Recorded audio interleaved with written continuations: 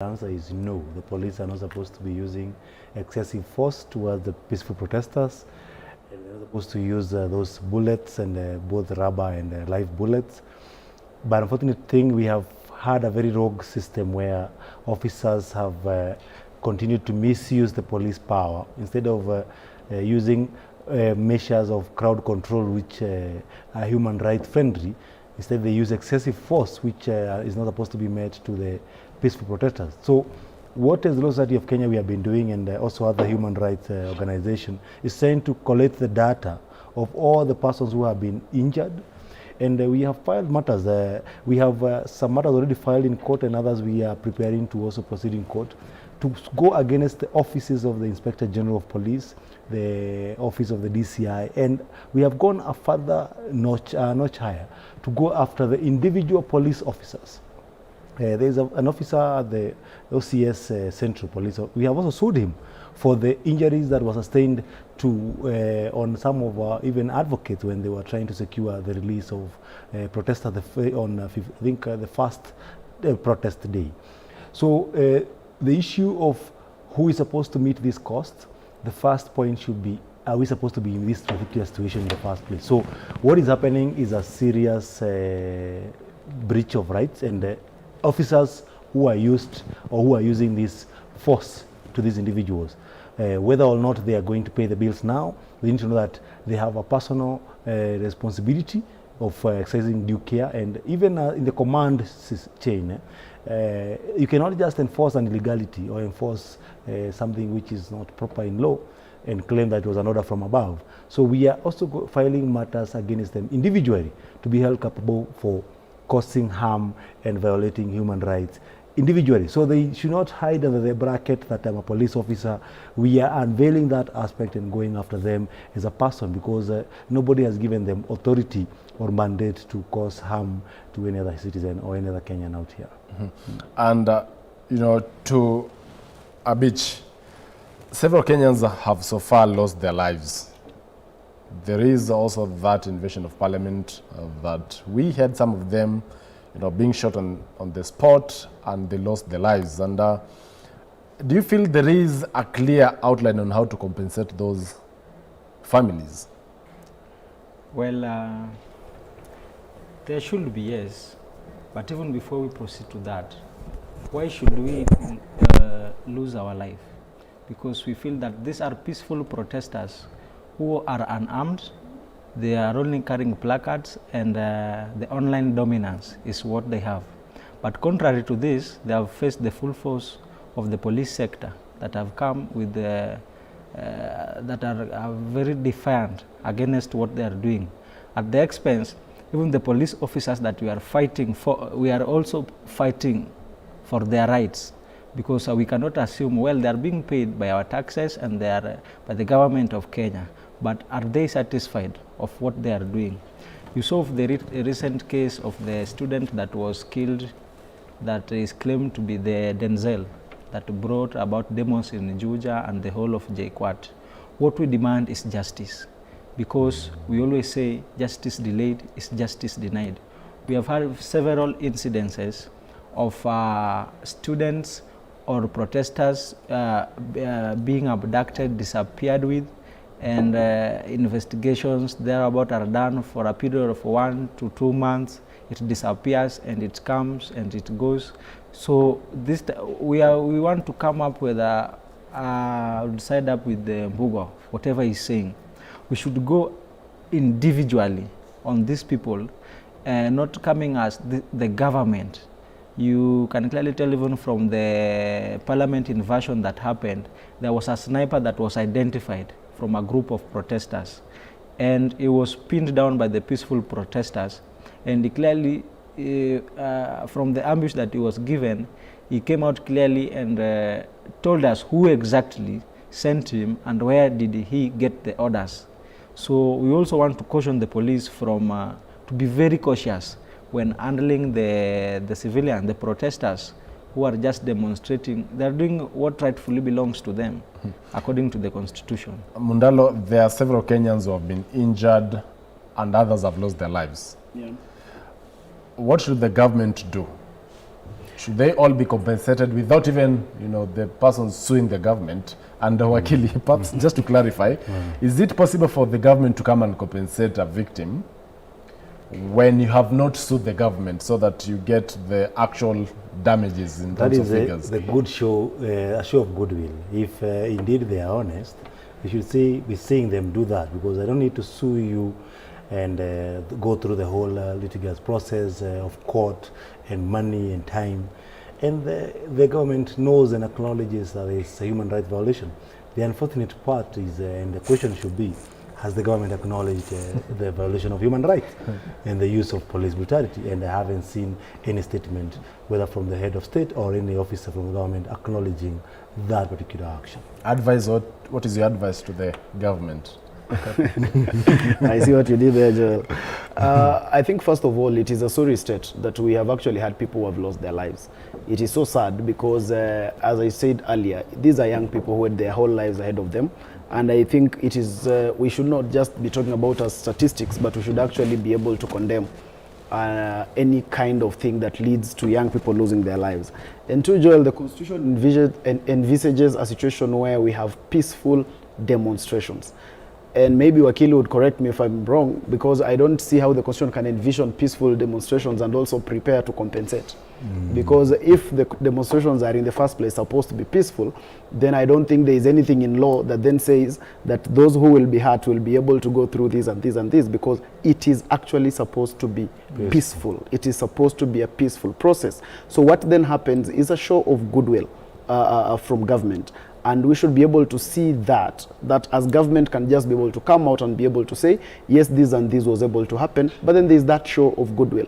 Like we were able to see with the policeman who was injured, and I was able to see some show of goodwill. We had some CSS who went to see the person. I think that was goodwill enough to the police. It should also extend to even the other people who are demonstrating. I was able to listen to the president on the X Space, and he said that his government will not have any time, does not involve itself in abductions. It does not involve itself in killing of people during protests. And I think he came out rightfully on that. But then if that is the position of government, what Kenyans expect, therefore, is to see what action follows those words. That actually, those ones who are kept capable of this can actually be held to account. So it's about just ensuring that people who are able to do this are held to account. But the most of what we should be ensuring is not that people who die are compensated. We should actually be ensuring that nobody dies in the first place. Because these are young people, and these are people who, every life, there is no life that is small enough. All the people deserve to be to be in the country, because they have their whole lives ahead of it. Remember, even we as a country, we need human resource. So the more the people who die, the more we reduce our capacity in human resource. So we should not even bedevil the conversation on compensation. We should bedevil the conversation on people should actually not lose lives during these protests. I'm not sure if there is anyone who has lost their life today, but I am very optimistic that today, let nobody lose their lives during this demonstration, because it's just a right in the Constitution, and let everybody be able to exercise it as enshrined in the Constitution. Let we also, as demonstrators, not be able to provoke the policemen too much, because that is not also part of demonstration. When we go ahead and also just want to push them too hard, it is not part of demonstration. So it is a double-edged sword. We must be able to take care of ourselves as the demonstrators, and the policemen who are on the side of government should also just be able to do what the Constitution envisages that they should be able to do. Carlos, part of the issues that were there, especially the main one being with the rejection of the Finance Bill 2024, which culminated to now the government being forced to cut down on its budget. So there is a supplementary budget one that has been tabled in Parliament by the National Treasury. However, there is a bit of a contradiction. President William Ruto said during a press briefing at State House that he would slash the budget by 177 billion. However, on the actuals, what was tabled in Parliament, or is before now the Budget and Appropriations Committee of the National Assembly that is led by Ndindi Nyoro, is only 156 billion that the government is seeking to cut. Why not the 177 billion that he promised Do you read malice? You know, Chacha, these are one of the reasons why we keep on, why you will see the undying spirit, the undying relentless spirit of the Gen Zs on the streets.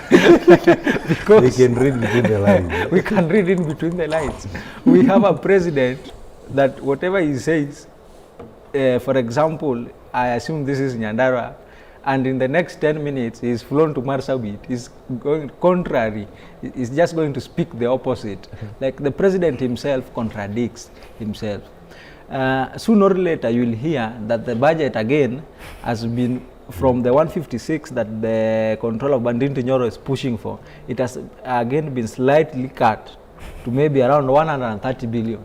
So that it also allows members from the opposition side to begin debating on this here and there. It becomes a pull and push from both sides. So we don't have honest leaders. I'll still be coming back to you, especially on the implication of us not cutting down the budget as we opt to, of course, being more debts, and hence we keep plunging ourselves into the debt hole that as a country we're facing. But allow me to now drop in Christian Musa from Kajiado, Kitengela. Christian, how's the situation so far?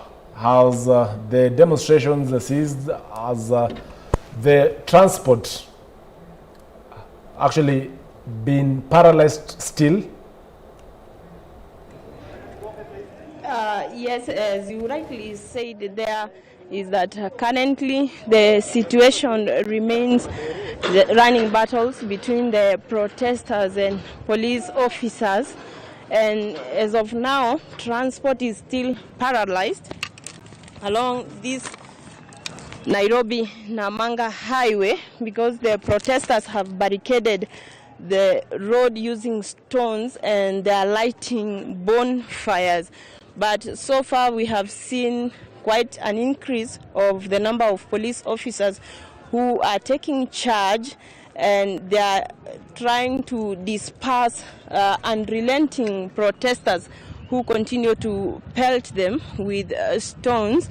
Currently, as you can see, this is the Nairobi-Namanga road, which ordinarily is plied by hundreds of vehicles, but it has remained a battlefield now between police officers and protesters who maintain that they are here to exercise their democratic right of having good governance in the country. Earlier on, we had spoken to some of the protesters who maintain that they are not satisfied with President William Ruto initiatives just to engage Kenyans, and they say that they want to be engaged further.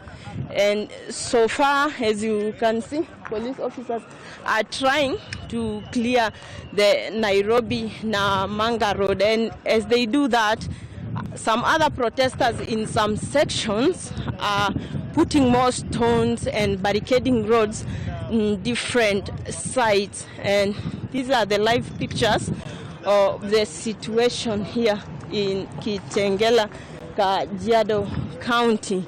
And we are still following just to see how the situation goes. So far, police are still using tear gas to disperse the rogue protesters as they try to clear the road, which have totally been barricaded, paralyzing transport along this route.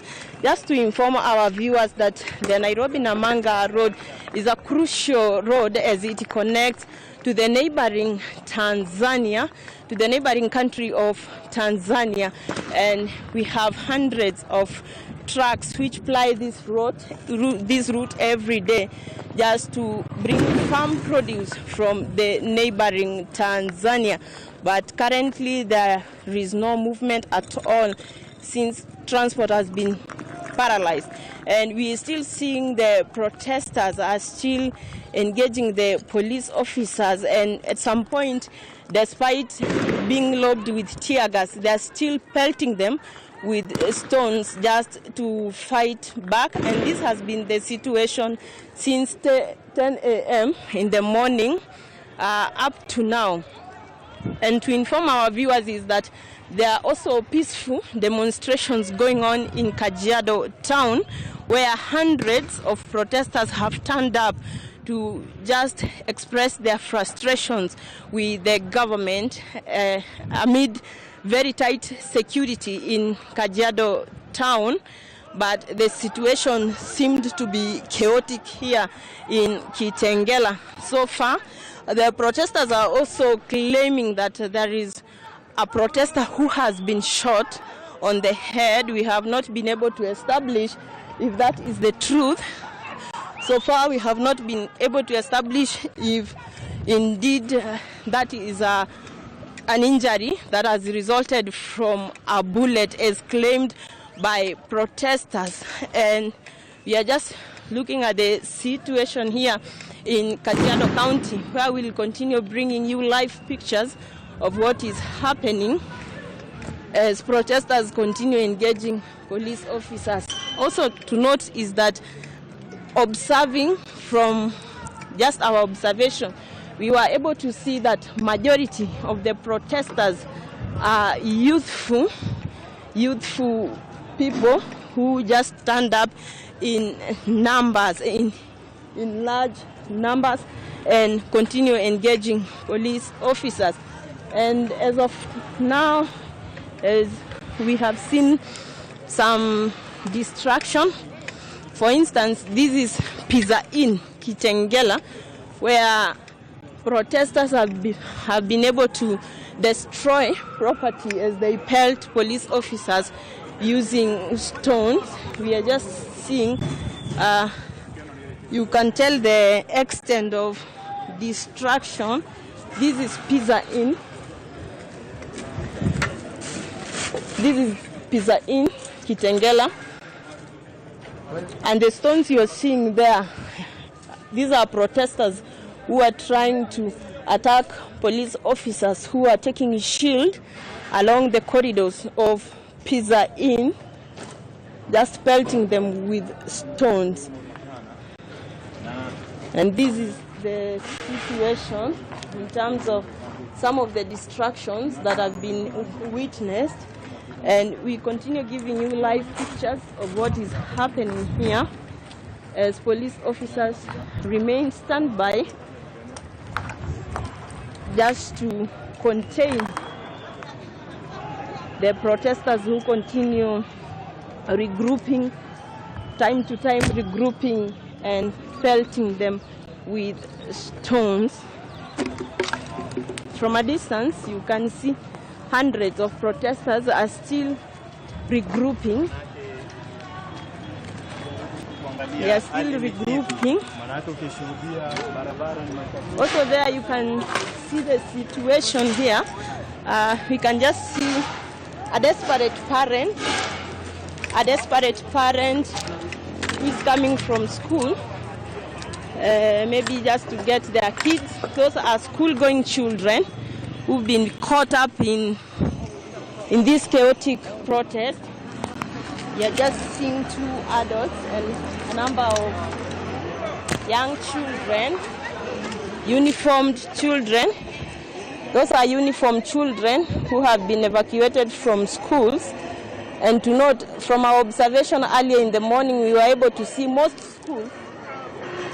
schools were not open today, but the few which remained open, we are seeing the kids there desperately making their way home as protesters continue engaging the police officers. The young children seemingly terrified of what is happening. And we are also seeing police officers now are taking charge in business premises. They are now taking charge in business premises rather than just being along the highway just to prevent looting.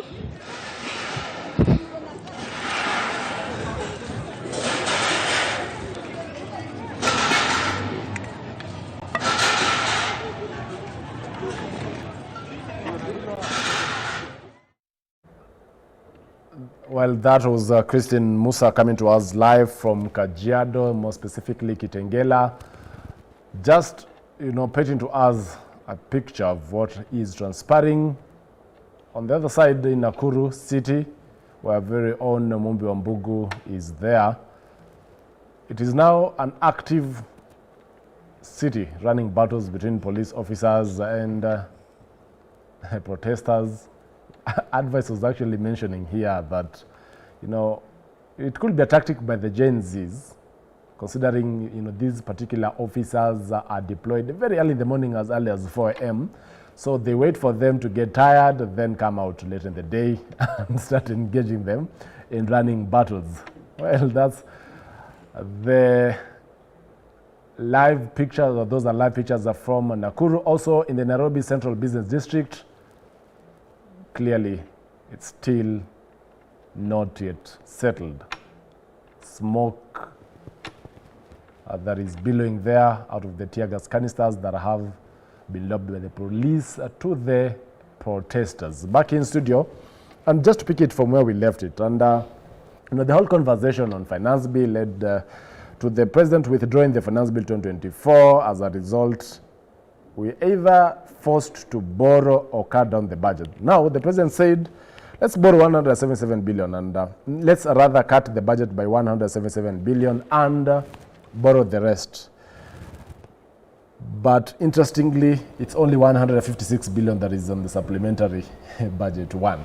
And I was still on you, Carlos. 21 billion now will be borrowed as a result, because already we have a budget intact. And, the implication of us not cutting down the budget is the other one, borrow. But you believe with what has been proposed, it could be revised downwards to even 130 billion. Those are your projections. But this time round, you, the youth, the Gen Z, have a chance to participate in the ongoing public participation. Have you done that? Or you'll come out later to lament that the budget committee has not factored in your views, whereas, given a window to come out and participate, you don't even attend those committee sittings.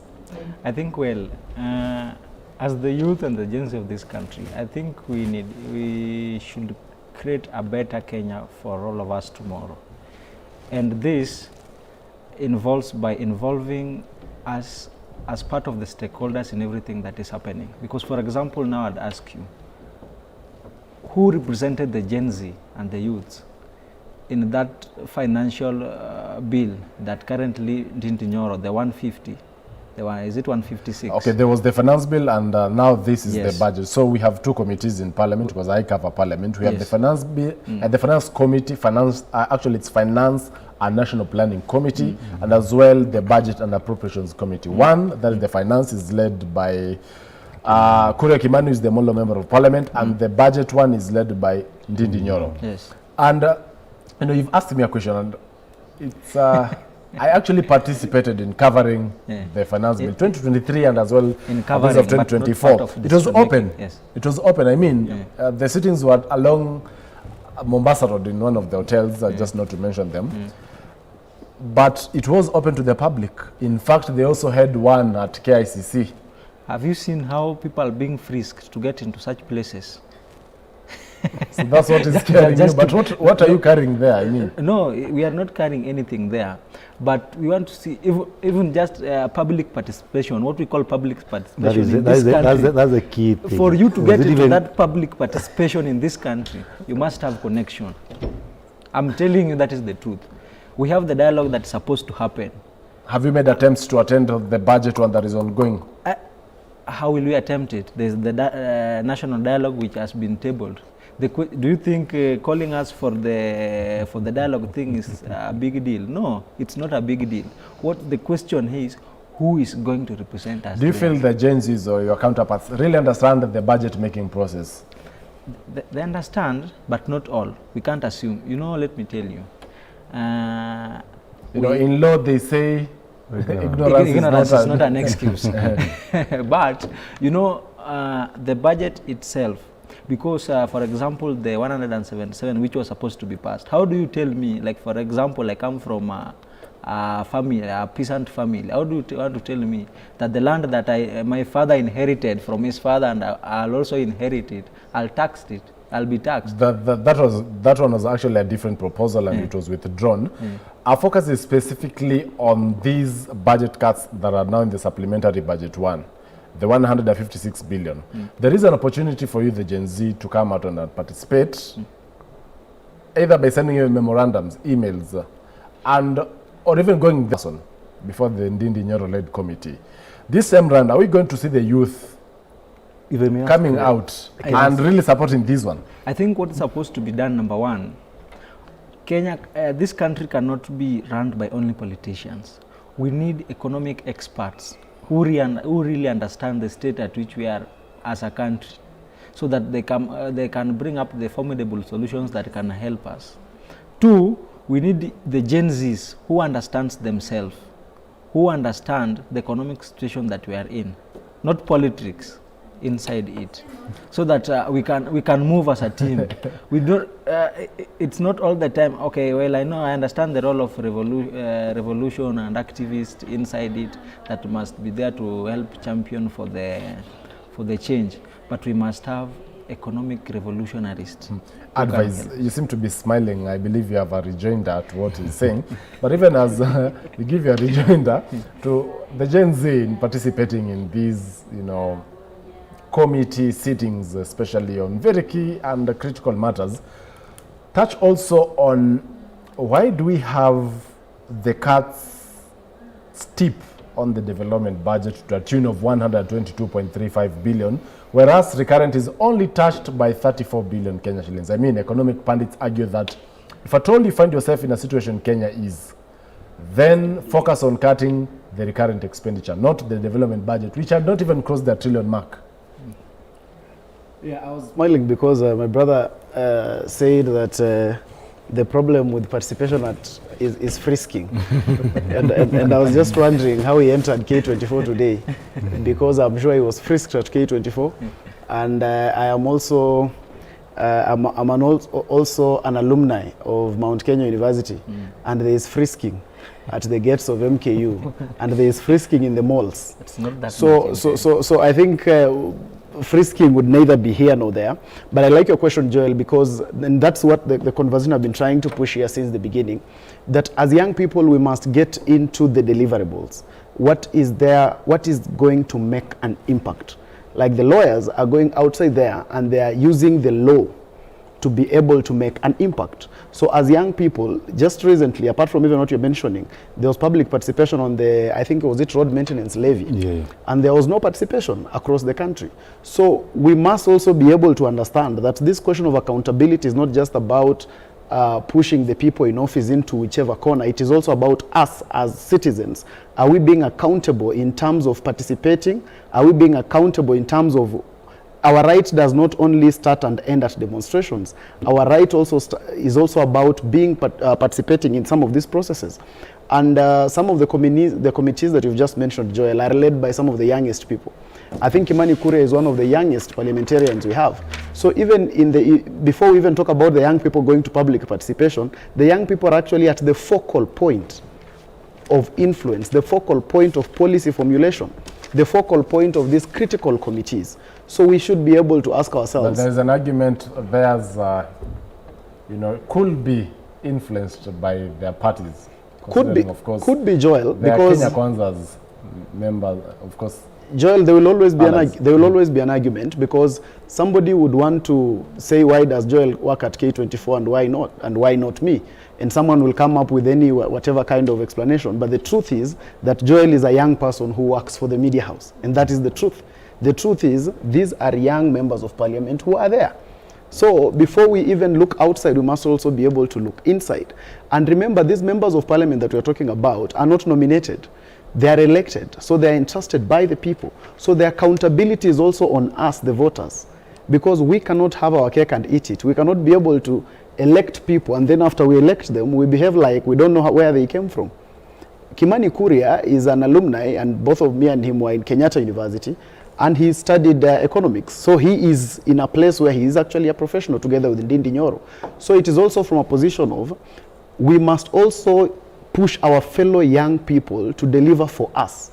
It is just not about government and Ruto and whatever, but there is also young people inside this government.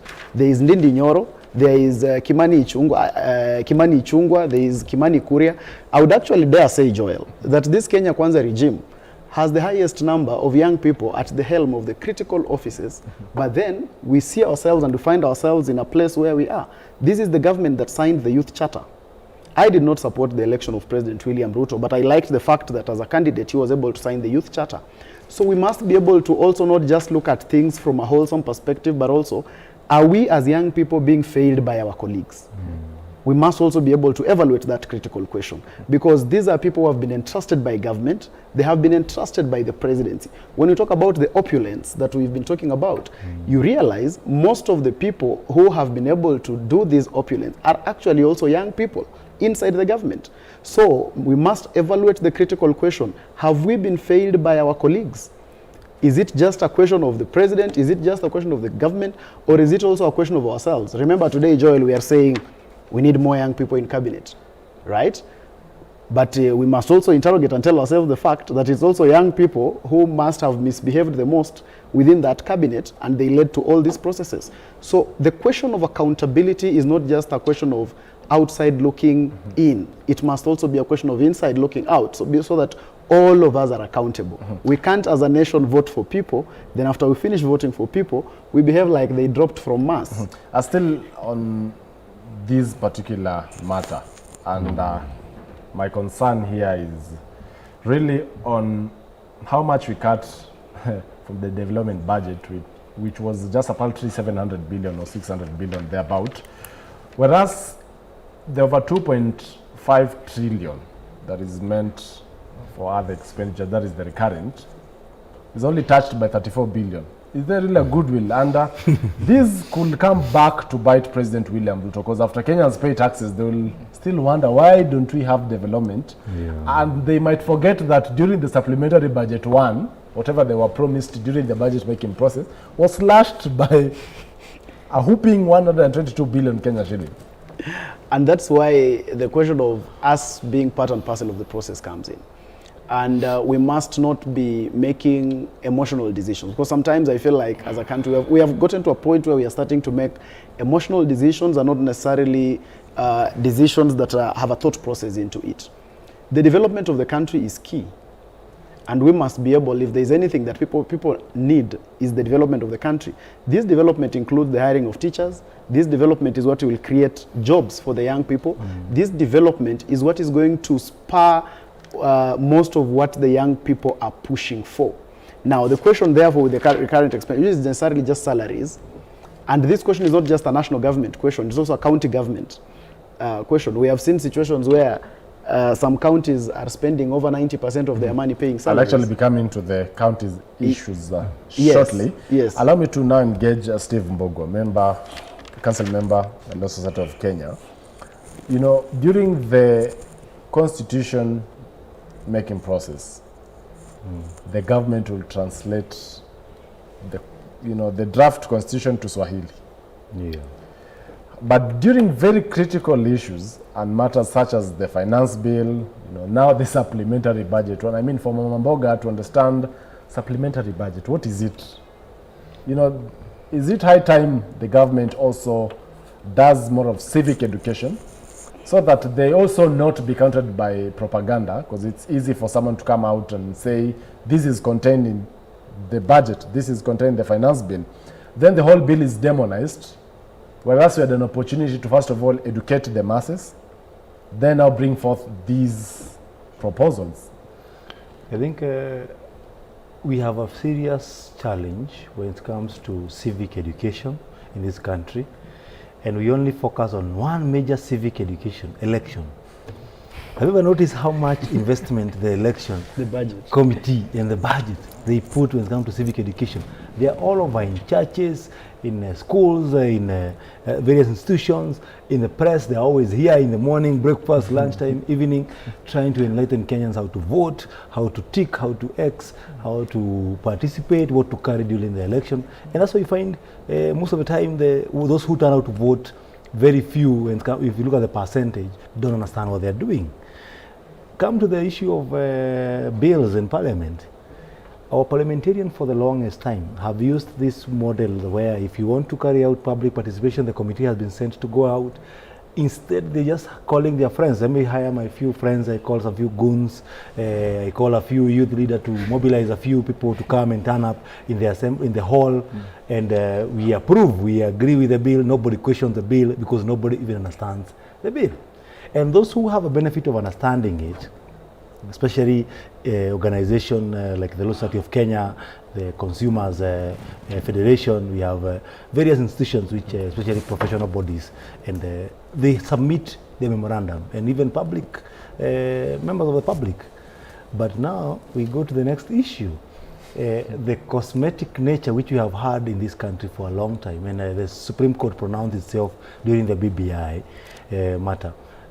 Public participation is a very fundamental issue in our constitution, and for people to understand and participate in this public participation, they need to know, to understand the issues, the documents you want us to discuss about, in the language that they can understand better. If it is Swahili, we don't even have a Swahili council. I don't think it has ever been formed, the council that manages the Swahili language in this country. So this document and translation of them and the acts of parliament and the bills, though we appreciate in our constitution that Swahili is a national language, we have no single document that someone can read. So in there Swahili. is need to actually ensure that, you know, the budget, Isn't Swahili even more, the finance more bill, complicated? Yes.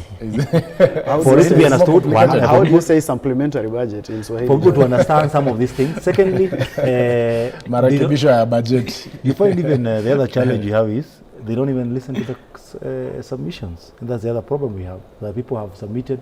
Look at the finance bill that was dropped in 2024. And actually on the latest People one, submitted a lot of...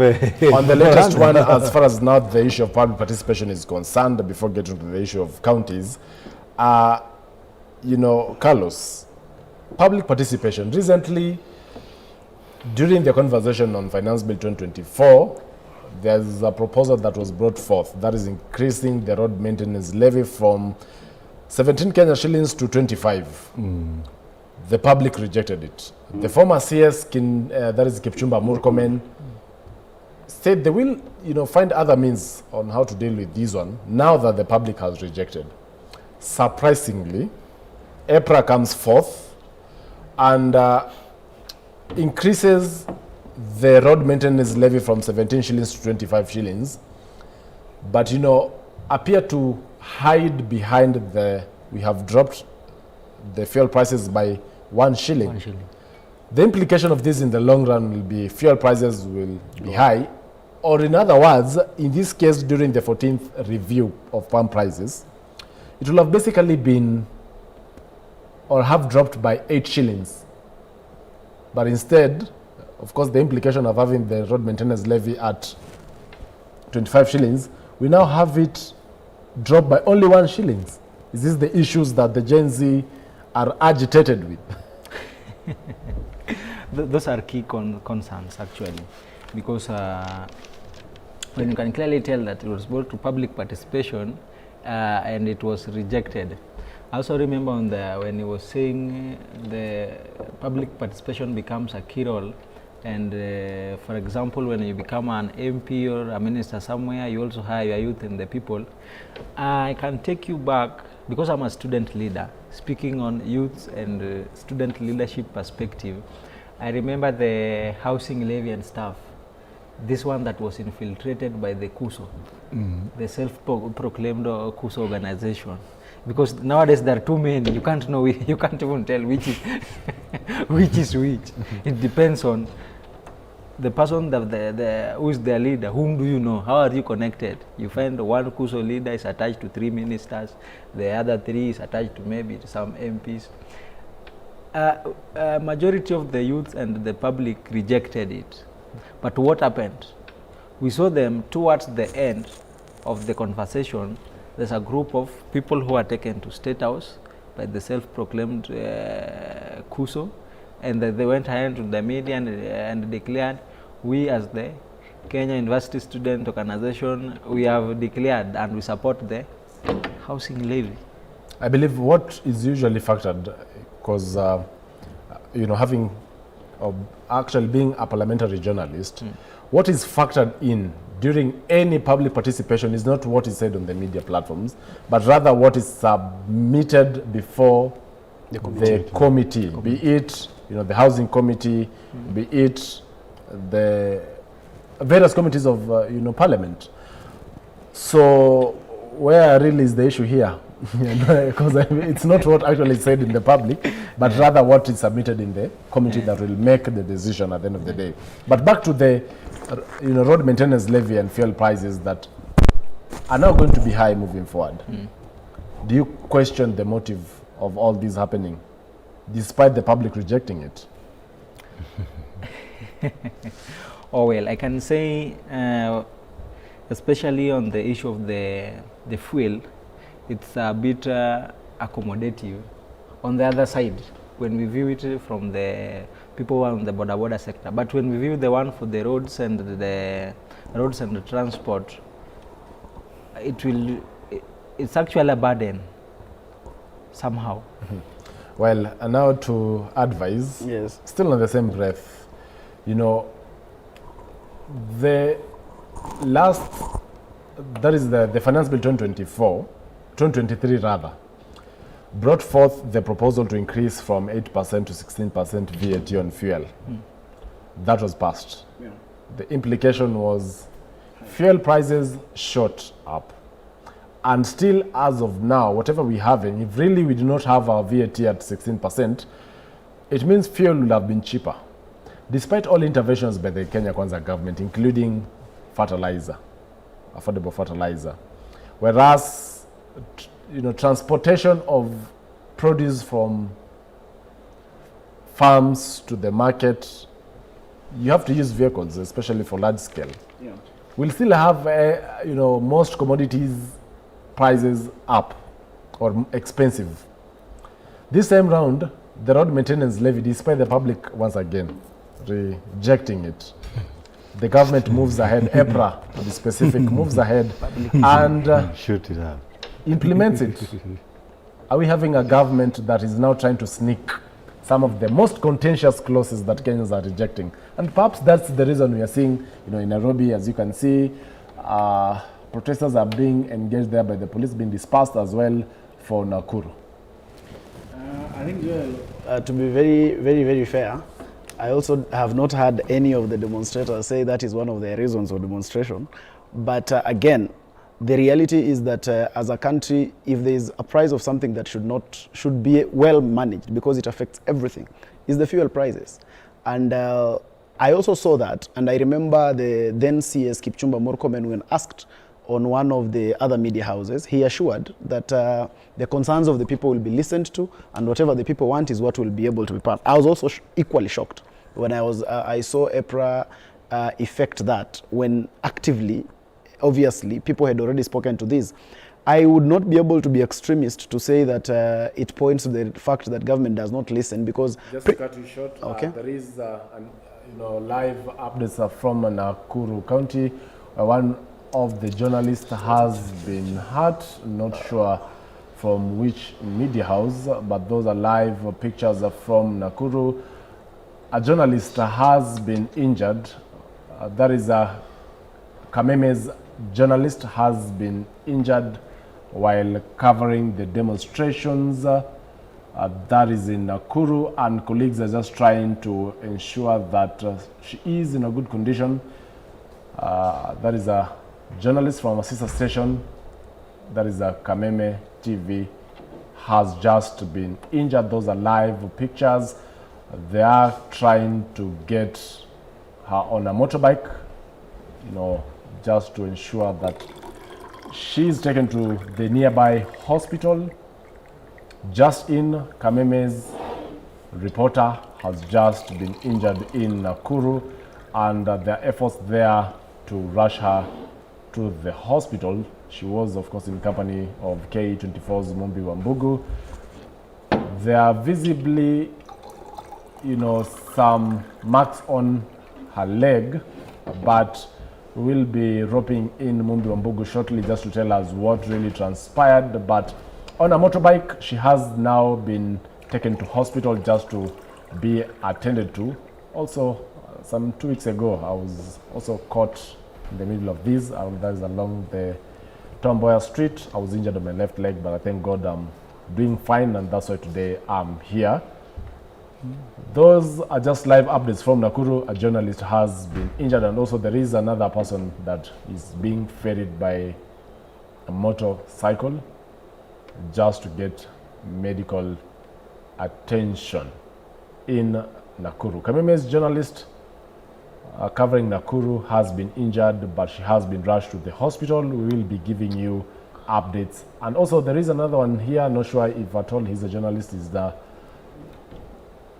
he seems to be actually in pain, and just for an ease of ensuring he gets urgent medical attention, they're using the border to ferry him. Earlier on, the situation in Nakuru was a bit calm, but as you can see on your screens right now, there are billowing smoke of tear gas canisters that have been lobbed at protesters in that particular city. It seems not settled as earlier on, and several businesses are now shutting down, while a few border riders are trying to at least make the day by ferrying residents to their various places within the city, considering, of course, the public transport, that is the matatus, are not within the city, or if at all they are there, then they are not adequate just to ferry protesters, or actually those who have been going about their day-to-day activities within the CBD. And we'll be getting Mumbi Wambugu shortly just to update us on what has really happened to her colleague, that is Kameme's reporter in the Nakuru region. And quick recovery to her. Let's hope all is well, and we'll keep you posted. In Nairobi, as you can see, still protesters are busy engaging. And actually there is an image in Nakuru where I'm not sure if it's Mumbi Wambugu who is being helped, or actually it's our very own Mumbi Wambugu who has been helped to get to one of the motor vehicle. I believe she has also been injured, or she's joining her colleague, that is Kameme TV's reporter, at the hospital. But let's hope all is well. Those are live images from Nakuru County, where earlier on the situation was a bit calm, but as of now, it is a cat and mouse game in that particular Rift Valley city of Nakuru that is led by Susan Kihika. We'll be getting you more updates of what has just transpired as far as the journalist who has been injured, that is Kameme TV's reporter in Nairobi. Those are live images, still total paralysis of the CBD. Remember, these demonstrations have been termed as total shutdown of the city. Protesters there. Director, perhaps we could just listen in to what is happening in Nakuru.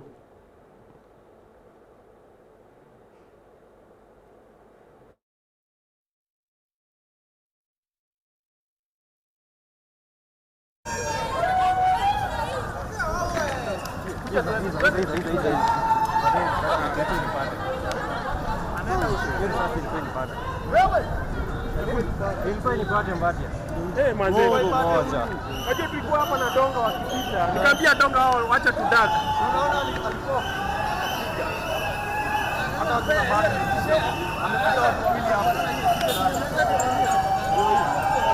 Hiyo ni brand. Hiyo ni brand. Uko wapi? Tuko hapa Kenyatta Avenue. Naongojea Mumbi atulie. Mumbi ametupa mbao kabisa. Ako kwa hii gari ya Nation. Niko hapa kwa hii gari ya Nation, but mimi niko chini yako kwa gari tu. PGH. And we'll be giving you updates as far as the journalist who has been injured, that is Media Max Kameme's reporter. There's our sister station, but let's hope all is well. Back to you, advisor, from where we had left on the issue of budget. Actually, the road maintenance levy. Yeah, first of all, we hope that all goes well with the journalists together with the people who have been injured. Now back to the road maintenance levy, and I was just trying to say that it is a sad reality that EPRA was able to effect that despite the fact that the public had actually spoken to this. And I was trying to also say I wouldn't judge it as extremely as you had done to say that that points to the fact that government doesn't listen, because we have also been able to see some of the public participation forums give birth to some fruits. We have been able to see what happened with the digital content creators. We're able to see how that then became into... What I would question here is the timeliness. You know, just coming from a point that the whole finance bill of 346 billion will be withdrawn, does it really have again to cost us lives to ensure that the road maintenance levy, which Kenyans don't really think it's necessary at the moment, being increased from 18 shillings to 25 shillings? The timeliness is the question here. And you would agree with me that I have actually said that I am actually very disappointed at what EPRA So what did. happens? The difference between, Joel, maybe the difference between me and you is that I wouldn't want to run a spin that is able to extend a provocation of the people, because already the country is not in a very good state. So sometimes when we have blanket condemnation and say that that points to the reality that government doesn't listen in entirety, it points quite a different narrative. For me, I would rather we stay, my approach would be we stick to that matter about EPRA, because I have been able to see different scenarios that I have been able to point out. So, because Mungalo, again, Joel, we must here, not discourage the President public. William Ruto, of course, is aware that this happened. Why not, first of all, suspend it? I have not, you realize, I have not rejected the fact that that was wrong. What I am rejecting is the fact that we would want to position it as though it is a blanket condemnation. Remember, when we must not be able to make Kenyans feel like public participation is an unnecessary venture. But that's what that is why my brother here, when he makes his presentation, you'd realize what he would be trying to say from a far back his mind that is not coming out of his words, is that he does not believe in that public participation, is that he doesn't think it's necessary. When we do such kind of things, then we advance that narrative, that it is actually not necessary. Yet we are supposed to encourage more people to actually participate, because the lawyers will tell you that whatever we do at the end of the day, the legal precedents must take effect. We must be able to do things within the premise of the law. Within the premise of the law. Now, Steve Mbogwa, you know, for you to implement or to adjust either upwards or downwards the road maintenance levy, there is need for one to amend the Kenya Roads Board Act. That has since not taken place. How then did EPRA come forth to implement or to adjust the figures by 7 shillings, that's the road maintenance levy? And yes, they might have made a mistake. But in this time of reconciliation, of soul searching, why not have the president talk about it? He's silent so far about it. And also, what is the Law Society of Kenya doing as far as the road maintenance levy being increased? I think first and foremost is to let the members of the public know that we have already instructed an advocate.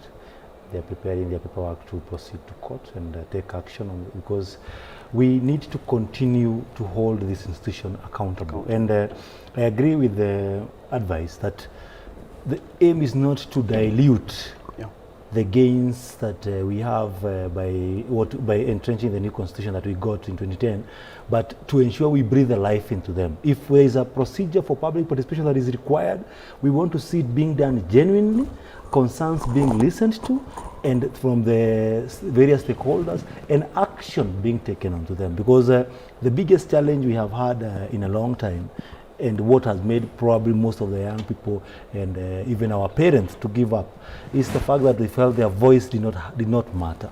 But I think what these protests have shown everyone, and have shown the world and every person who lives in this country and the love of this country, that your voice matters. When you speak in one voice, you speak for a particular purpose, then the parliamentarians have also realized the voice of the citizens matter. Because I think they had gotten to a space where we are so used to buying our way out when it comes to election, that I have to bribe people to vote for me. I bribe my way in the nomination, bribe my way to the electoral position. And that's what made us to have all these petitions year in, year out, challenging the electoral processes.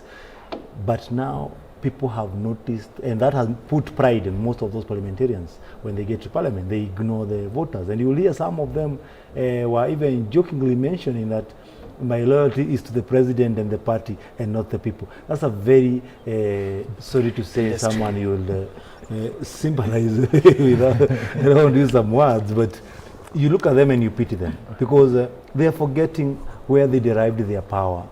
And once you forget where you derive your power, that makes them, because there were some parliamentarians who went and jumped over the fence to join the protesters. And nothing happened to them. Why? Because they understand this are our constituents. They're just coming to see us. And they're raising concerns. So it is an approach that moving forward, institutions ranging from all those ministries and parastatals and all government agencies, they need to know that the aspect of public participation is not, I will say again, a cosmetic affair. That they put it up in the morning and show us, yeah, we look like this, we appreciate you, we want you, and then in the evening, everybody disregards these issues. How these institutions are even working. When parliamentarians are discussing a document like a finance bill, we see them, they were being whipped in parliament, in the State House. They are being whipped and given instructions, proceed and go and pass the bill. If you need to put in amendments, you're whipped back in State House, go and do this and this and this. Yes, we agree the government of the day needs to run affairs and they have recommendations, but the parliamentarians should not forget their oversight role. That is the fundamental role they have, because they're supposed to be holding people accountable. That's why we are remaining. By holding them accountable, in this case, Parliament, which is mandated to do so, and EPRA falls under the Energy Committee that is led by Vincent Kawaya. So far, we haven't seen any member of that committee calling out EPRA. Not only those members of the committee, but also MPs. They are silent on this matter. Why? I mean, we just from the whole issue of the finance bill. We want to see them when they're resuming. They're supposed to be resuming this next week. Next week they're supposed to be resuming the house next week. So once they do, I want to see how they come back, because there's a lot of also legal intricacies that we want to see how they're going to navigate them to get back and regain the legitimacy they have lost with the people. And I don't know why they haven't spoken about it.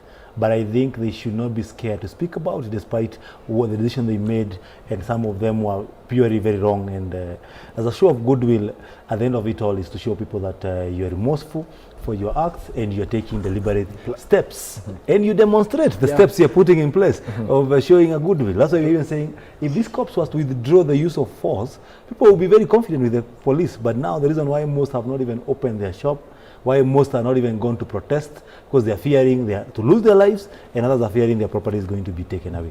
So there is a lot of trust rebuilding that is there, and time is not really on their side. So if they want to achieve anything in the next 2 financial years remaining complete, anything substantive in this country, especially on development, we need to see a lot of goodwill, because even these budgetary cuts, people are not demanding for their cuts because they don't want development. They are demanding for the cuts because the money meant for development is being misappropriated. And now in the allocations for the still budget, that is the financial year 2024-2025, which we are currently in the supplementary budget one, that is now before, and by the way, take an opportunity to participate. But even before getting to these, on your screens, and a water cannon has now been deployed to ensure it counters protesters. Earlier on, it was not on the streets, but as of now, the water cannon is now within the CBD, just to splash poisonous water to the protesters. And I'm just trying to imagine the businesses there. And it's not only one water cannon, but also there is another one there, at least 2 so far that we have seen. And it's interesting that at some point protesters would even dance while the water is being splashed on them. Back to here, still of course focusing on conversation. Now, counties, I'm getting to you, Carlos, because there is now Occupy Counties. Every county's headquarters in Kwale. Our reporter, Ales Misoka, had just spent it was a picture that the threatened to do that, but they did not manage. But the conversation here is also now accountability, for counties. Yeah.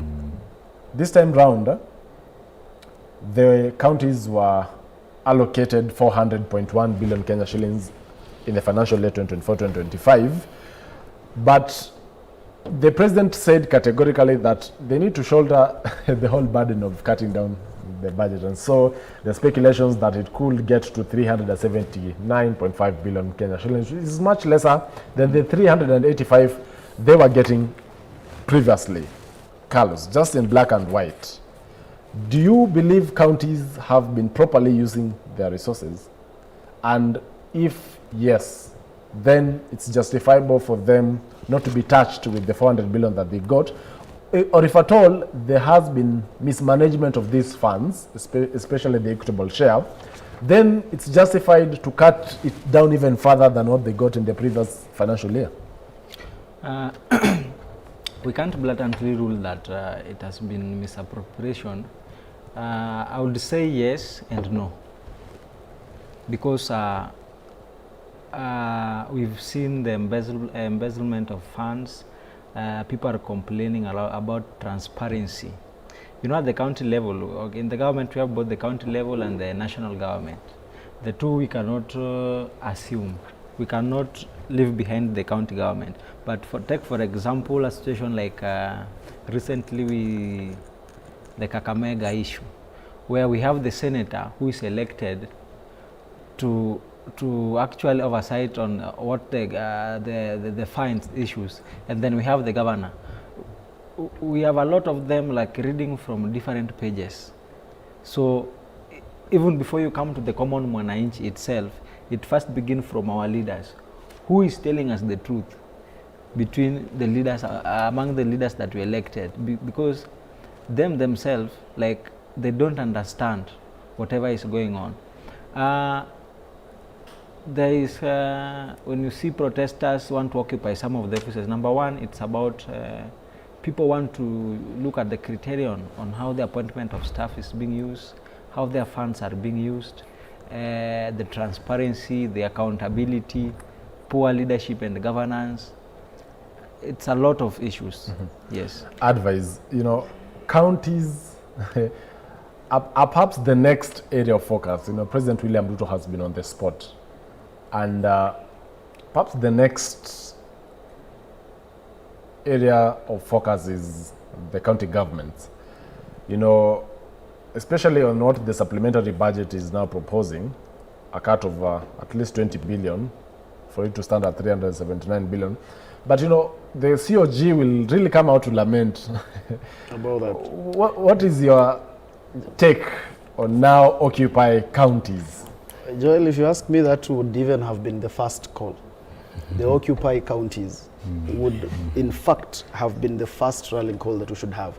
Joel, the reason why it is always easy for us to point at national government is always, number one, because the national government is structured and will always be able to be told this is the Auditor General's report.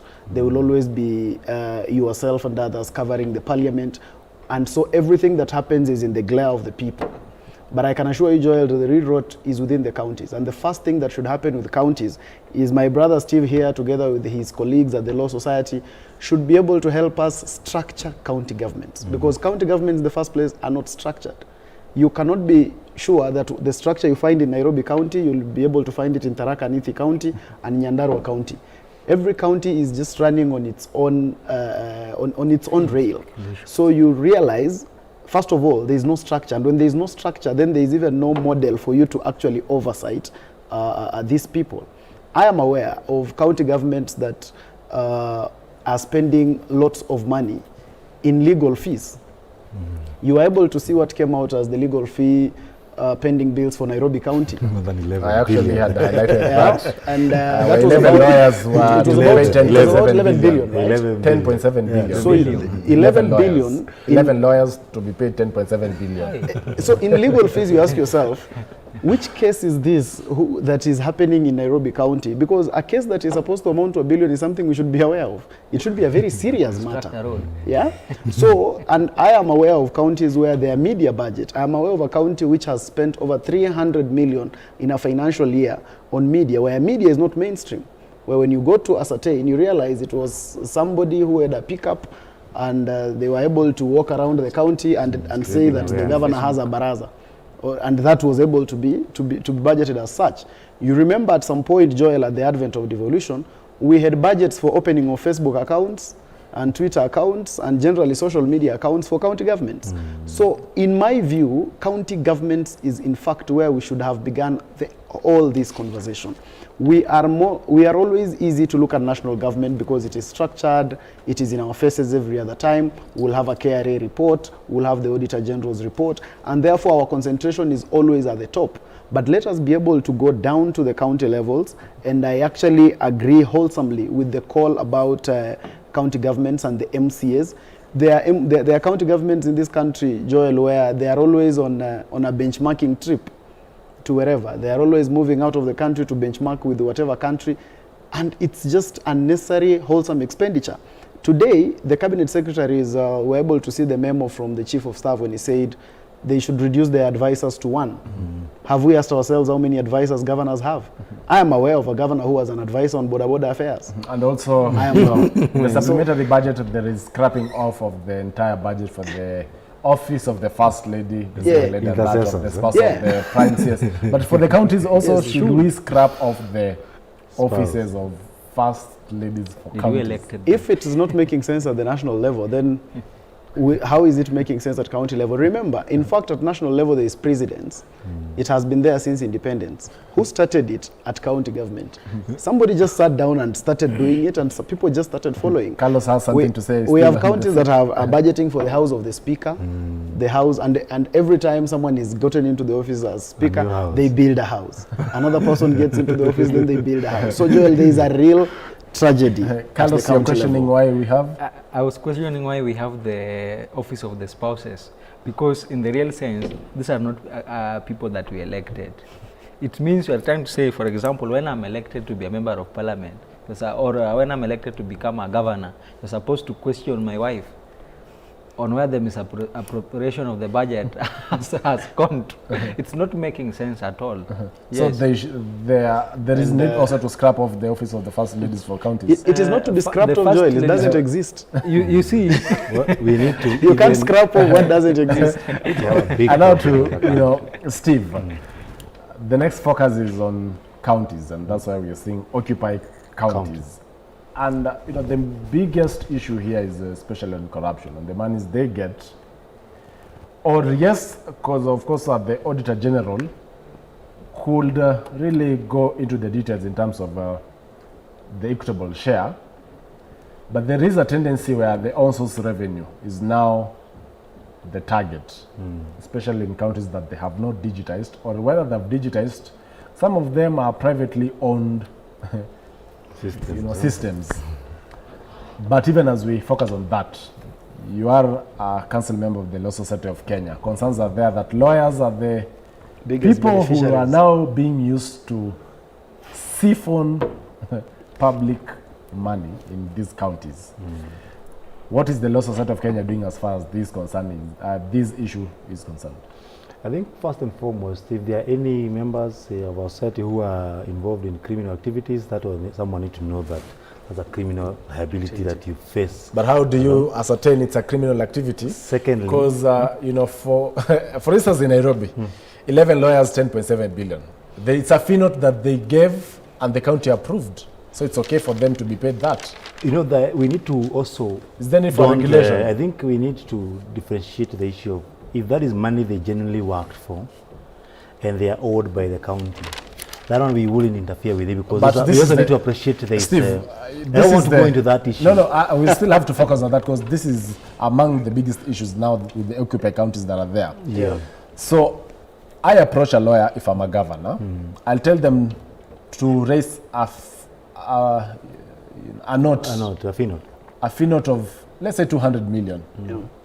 For a case that we've instituted ourselves. so you're going to defend it.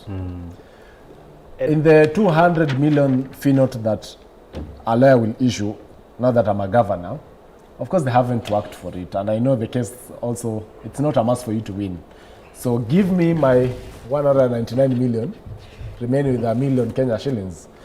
Could there be a law that governs on how much fee notes could be raised for a certain matter? Or have the, you know, for the national government we have the Attorney General's office. For the county governments, strict, you know, the lawyers who are on pay slips. They The actually county have, attorney. they actually have The county attorney. They actually have county attorneys, Joel. Why then do we outsource lawyers? And maybe Or should we restrict they ourselves? also do not just have county attorneys, Joel. They also have the legal advisor to the governor. And apart from that, they have a department on legal affairs. And apart from that, maybe just to aid your question, this fee, the legal fee that is being claimed is not necessarily just about cases. It is about advisory opinion. Mostly. That mostly you'll find the governor needs to make a decision whether to hire Joel. And we are being asked, so is Joel qualified? And the county attorney asks a law firm to give an advisory opinion on whether Joel is qualified. So, and that gets us to 20 So lawyers million. are basically on the spot. What do you have to say as a I council think member for the Law Society that of question, Kenya? I will respond also giving an example of the same challenge we have as a country. Same, you order a wheelbarrow, which we know goes for 5,000 or 10,000 max market price, then someone provides it on 200,000, 300,000, one wheelbarrow. You order a phone going for 100,000, someone sells it at $1 million, Bob. So we have had, I wouldn't sit here and not appreciate that challenge that we have had as a country. Yeah. And county governments became the hotbed of corruption. Because once the people were created, I think people thought we have created mini presidents across the country. One even had an And, aide de camp. Yeah. We saw them, you see someone is in Homa Bay or even Turkana County. I've been Turkana County, Lodwar town, crisscrossing with 10 Land Cruisers. 10! You're wondering, the road itself is sand. It's not even tarmacked. And someone is crisscrossing with this vehicle. So, this aspect of even some of our members billing expensively on these services, I think what we need to do is also to do an audit, because if I sit here and give a blanket response on some of these issues, I may be also misjudging some of the people who are genuinely supposed to be paid. But as advisors mentioned, if these services were offered and they were of that particular value, because even advocate remuneration order works with value of the subject matter. That is what we need to audit, to know what is this that was of this value that warranted this kind of billing. So these are questions that everybody needs to do an inward reflection as a country, not just holding people in offices accountable, because those people are there for a particular period of time, then they get out and we put in another person. It should not be just who is in power, but an institution need to be respecting particular procurement procedures, service delivery, costing, so that I don't sell to you a ballpoint which is supposed to be going for 20 shillings, or even if I was to sell it at the most expensive market rate, cannot exceed 50 shillings. But someone is selling it, billing you 1,000 bob. You multiply that in numbers of thousands, you realize a lot of public money is being wasted on things that we don't need. Carlos, Yes. you know, MPs are on the spot, the national government is on the spot. But back in the counties, you know, governors are oversighted by MCAs. Is it time we'll also see perhaps recalling of MCAs and also scrutinize what are these bills, for instance, finance bills that also counties pass? Yeah. Nairobi passed the finance bill 2023 that resulted, of course, of parking fees increasing from 200 shillings to 300 shillings. But still, we do not even meet our revenue targets. We had the OSO's revenue targets of 19 billion. They collected only 12 billion. They've even further increased their revenue targets. MCAs also, are you going to, as Gen Z, put them on the spot? We should, and in fact we should start As we wind from up, there. as you're also giving we should start from there, because I was actually going through this magazine, I don't know which page, where the MCAs have been kicked from a public Zoom meeting. The court has dismissed the case and told them, go and sort out your issues in the parliament, in your chambers. Get out of the court and go and solve it out there. So it's high time we need to come also to our counties and scrutinize on the types of bills that they passed, so that we don't have, Kenyans have more focus on the parliament, and they are forgetting that there's county assembly that exists. Why do we use the MCAs to be just making them phone calls when we have funerals? They come and chip in small things at the expense we know they're supposed to be oversighting on what is happening at the county government. Your final remarks. Yeah. So I would want to thank the youths, the dubbed as the Gen Z, for coming out and fighting for what rightfully belongs to them. And as I always say, and I quote Albert Einstein, that peace cannot be kept by force. It can only be kept by understanding. Let us keep fighting, and let us come together and help create a better Kenya for tomorrow. Kenya needs a renaissance. Well, advice as we end up. I like the quote from my brother. He reminds me of the student leader days. You know, our quotes must be comrade friendly. So as we wind up, I like, I'm actually not very happy that our county government conversation has been the shortest, because I feel that is where the rock of the problem is.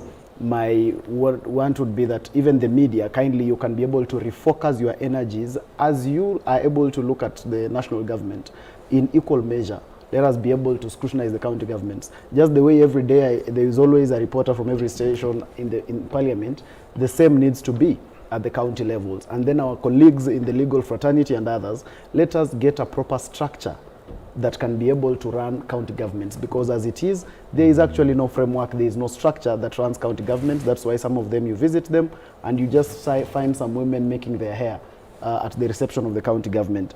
I would also say on counties, the governor's powers, I think is too much. If the governor has the power to even deny his deputy an office, then I think it's too much. We must be able to, that's what I'm saying, the structures must be able to be looked. But then as I finish, I would just want to urge us all that it is a good time that we are in as a country. We are just getting to get ourselves accountable. But just as much as we want the government and those we elected to be accountable, my clarion call is that we as voters, we the people, must also be accountable ourselves, so that we do not be able to behave like we are not the ones who elect people. Thank you. We must be able to be accountable Steve, ourselves. for the instance of time, to allow Milia Kisenya to progress, of course, with this conversation and the special focus in 30 seconds or less as we wind up. I think first and foremost is to remind institutions that bear the duty to protect and safeguard the human rights, especially the police and the executive at large. It's important we respect the rule of law, we respect the constitution, and we develop and appreciate the spirit of constitutionalism, that if someone has a right to protest, let them protest peacefully. We don't have to cause chaos, and we don't need to use excessive force, because as a matter of fact, we're going to hold each and every of those officers individually for the action they have done. Secondly, I would like to also put it out there that is important to the institutions that we have established in our constitution be respected and do their job. The parliament need to do its job of oversight. The county assembly need to do its job to oversight the governor. And this is the only way. And we need to ensure that we stop, we need to get away from this aspect of NGCDF. And I want to repeat it again, because this has made us focus. When you ask someone who is the best member of parliament, they will not even tell you any bill they moved in parliament or any oversight they carry. There is a question of how many roads, how many, so which is a job for the executive and not a job for the parliamentarians. So we need to refocus our energy. We need to breathe a life in this constitution and keep our minds young. Because that is the only way we can remember the spirit and the motivation of our constitution. Well, thank you so much. That is Steve Mbugua, who is the council member, Law Society of Kenya. Also, Advisor Mundalo, National Youth Chair, Jubilee, was joined us in studio. And Ker Abich Carlos, Secretary General, Mount Kenya University, who has created time to be with us here. As you can see on the screens, those are live images from the Central Business District, that is Nairobi. And my colleague Milia Kisenya is now taking over to still bring you more details right here on K24. Thank you so much, gentlemen, for getting time. We'll still be expanding, of course, these conversations in our various programs. That is special on our breakfast show. I'll make sure I invite you over for this conversation. My name is Joel Chacha. Do enjoy the rest of your viewing and keep the conversation going via social media platforms at K24 TV, at Joel Chacha as well, on our SMS and WhatsApp numbers on the bottom of your screens. Mile Kisenya is up next. Stay tuned.